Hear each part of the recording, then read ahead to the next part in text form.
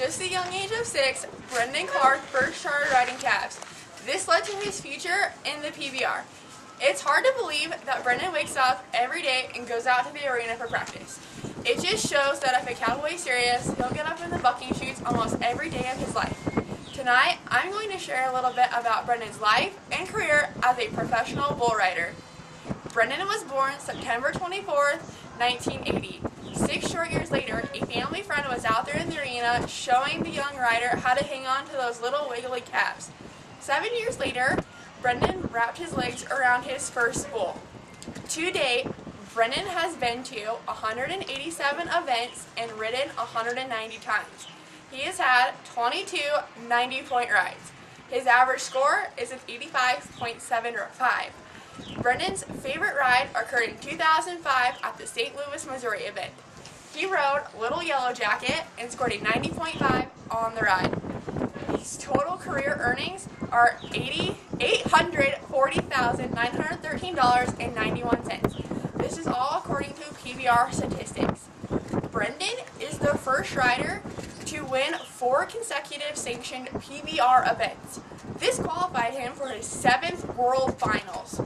Later on, he was selected to represent Australia in the World Cup, which was hosted in Sin City. Currently, according to Brendon, he is one of the main riders promoting the PBR in the U.S. and his home country of Australia. The PBR Association stated that Brendon has a professional approach to interviews, photos with fans, and signing autographs. I had the privilege of meeting and talking to Brendon at the World Ag Expo earlier this year, hosted in Tulare, California. To many fans, he is known as the Australian sensation, which makes point true when Brendon established an international event, the Brendon Clark Invitational, in his hometown, according to the PBR and Mr. Clark himself. In recent events, he married his longtime girlfriend, Allison, at a typical cowboy wedding last Saturday.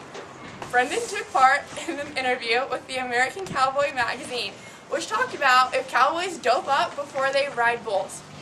The PBR and the PRCA don't test their cowboys for performance-enhancing drugs, but after one event, empty syringes were found outside the bullpen.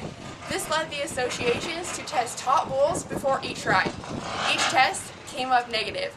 Some cowboys have rituals that take place right here in the bucking chutes. Some wear lucky clothes, they chew tobacco, or even pray the cowboy prayer. When asked if cowboys really dope up before they ride, Brendon said, "It's not a cowboy thing to do. You're competing against a wild animal, and you can try all the tricks you want. It doesn't matter." Brendon also commented to the magazine that it takes almost every muscle in his body to stay on for the full 8 seconds. Now that you all know a little bit about what Brendon's line of work is, you know what PBR riders face every day. Next time you're at a rodeo and see those bulls a bucking, hopefully you'll remember the Australian sensation, Brendon Clark.